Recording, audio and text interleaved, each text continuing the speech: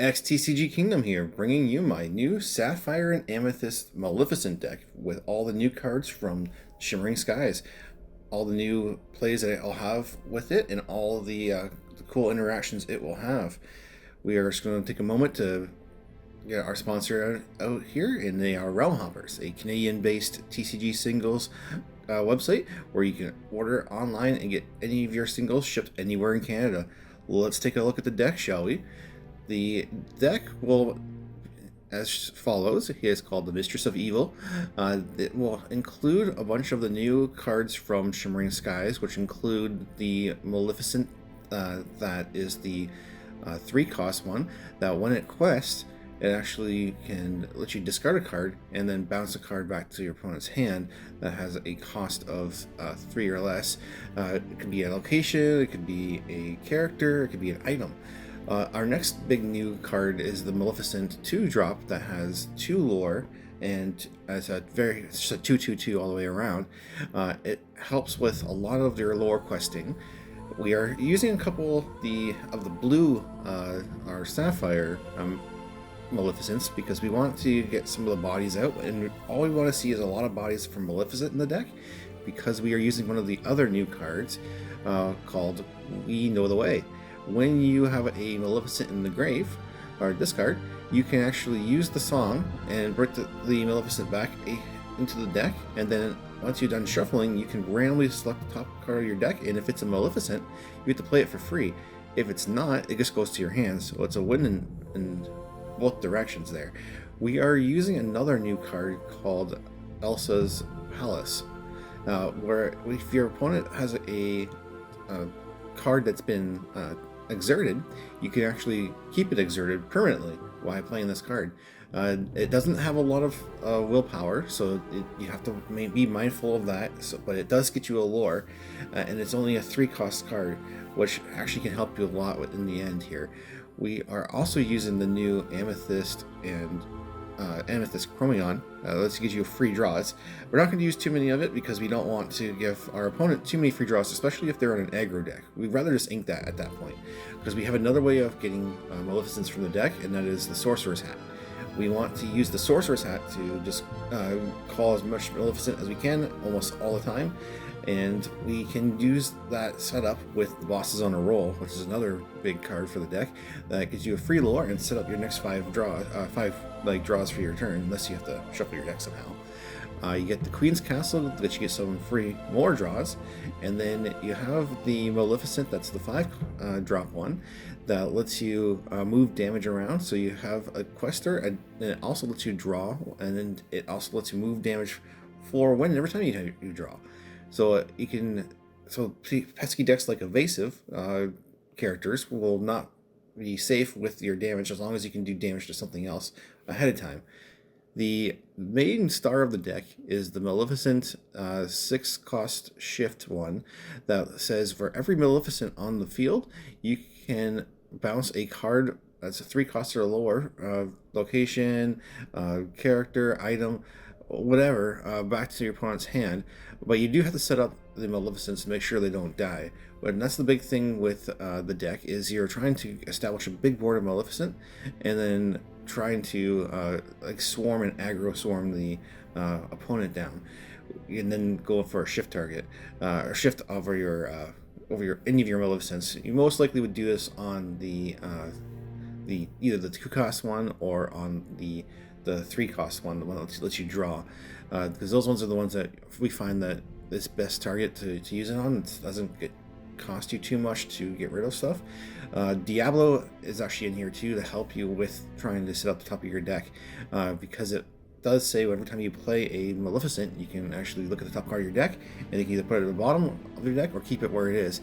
It's a good thing to know ahead of time what you're going to be drawing into, so if you can set up some of these plays.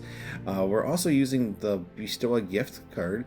That one just has a Maleficent in the front, in the picture there, so we will like to use everything that's Maleficent as we can, but it also does help the deck out when you're trying to have your shift Maleficent survive. You're using the Bestow a Gift to remove damage from your big Maleficent to other cards in the field. And then you are also using the Popsicle for a draw engine and for a way to heal up the big Maleficents that you have in the deck. You do have 4 different targets for these cards that you want to keep alive.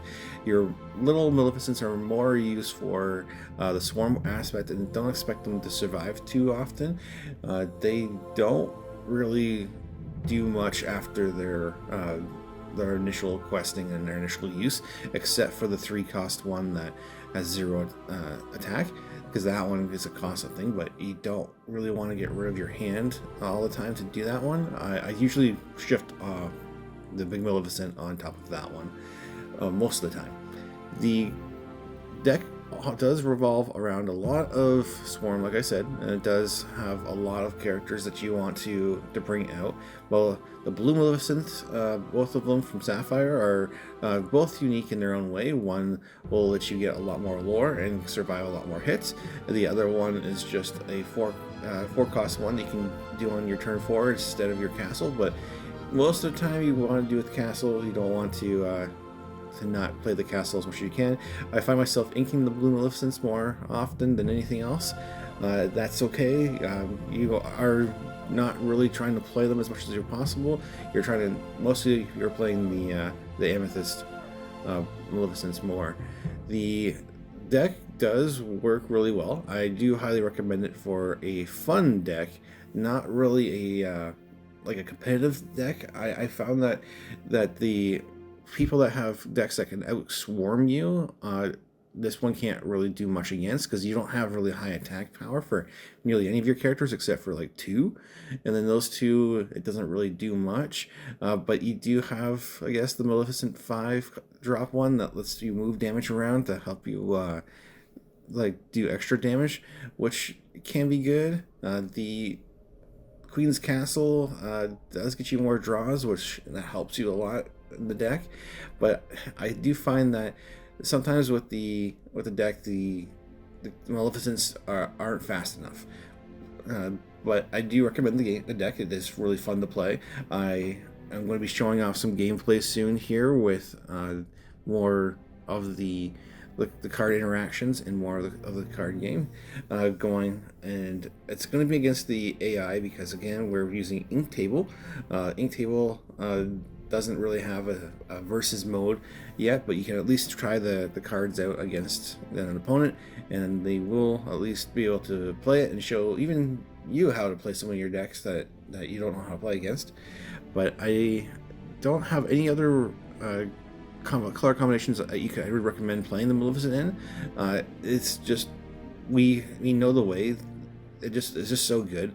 So you do want to have as many copies of a single named character in the deck as you can, so you can make use of the free summons off the top of the deck.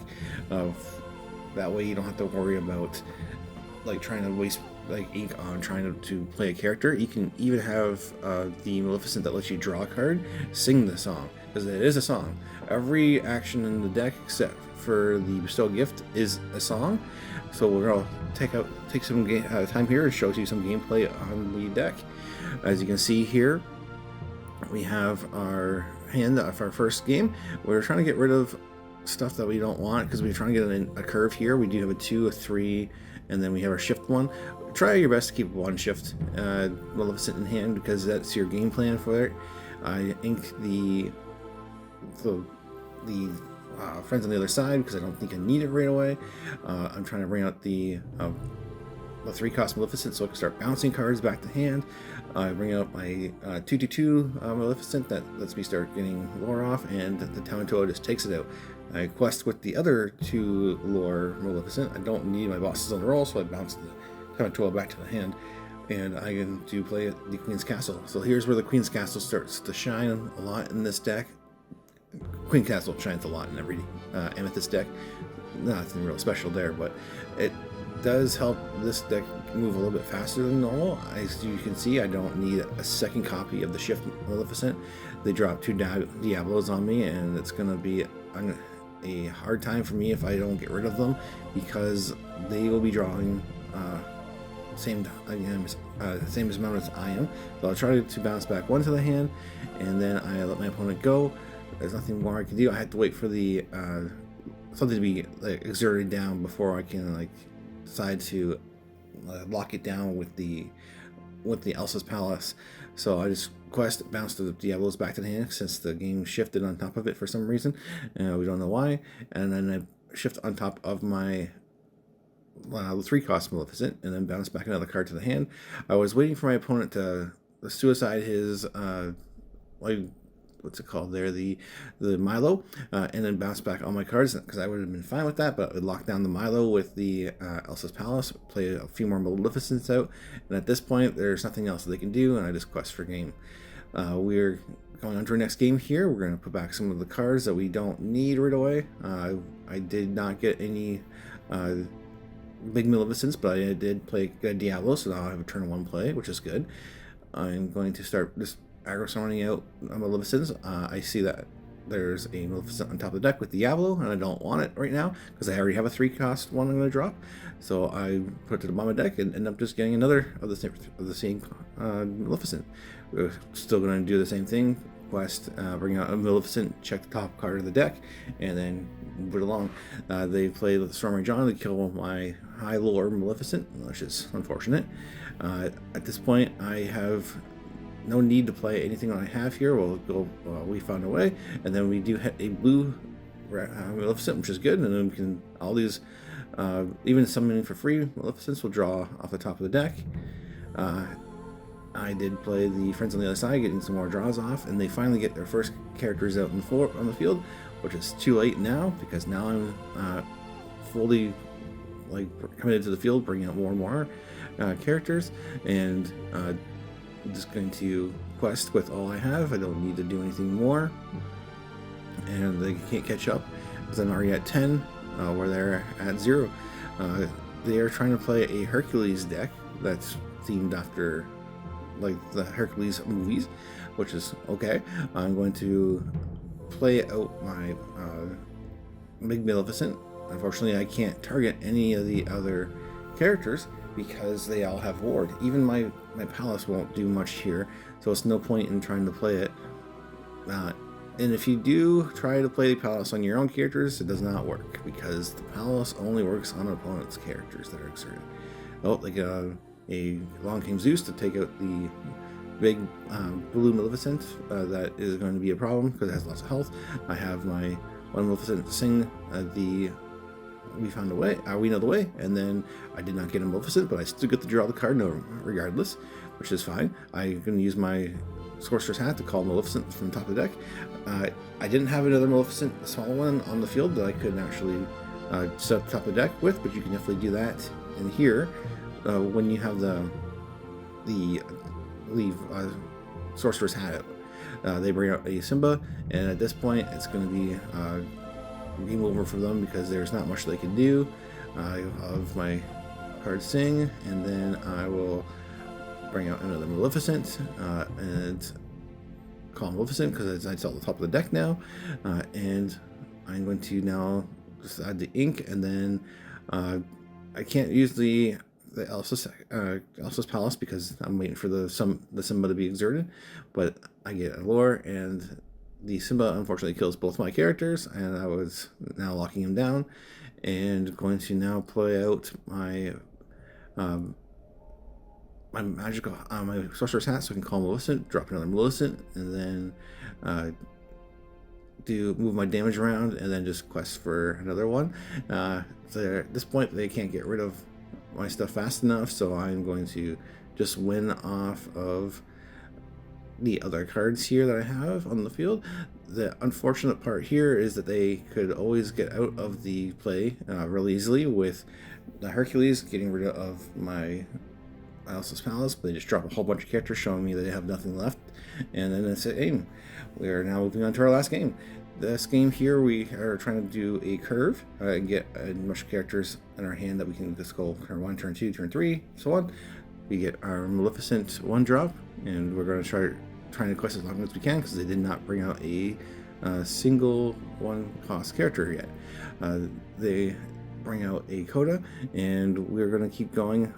It's our tempo play. We're going to call Maleficent with the Sorcerer's Hat to keep going, and we're going to keep going more questing so that we can jump ahead.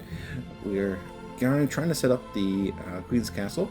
They bring out a Sven, ready up their characters. I think they're just trying to play a Amber, I guess Amber and Ruby deck that's based around like Dakota and the new Brother Bear cards.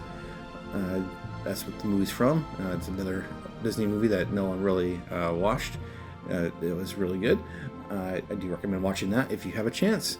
I'm going to use it's not possible, the Sorcerer's Hat to draw a card because I did see it was Maleficent, and I'm going to just let them go. And then at this point, they are trying to deal with two fronts, which is the Queen's Castle and my big Maleficent. They are bringing out, moving the damage around, so I can just get rid of one of their characters without having to have any of my damage characters deal with anything, or because you can actually move your damage around to other people even on their own field. They drop the Rapunzel to get a big draw off. They drop a Simba to power up the Simba, and that's it. And this is the gameplay for the deck. I hope you enjoy. If you do like the decks I'm making and all the themes that I'm making, please like and subscribe, and we'll see you soon. Bye.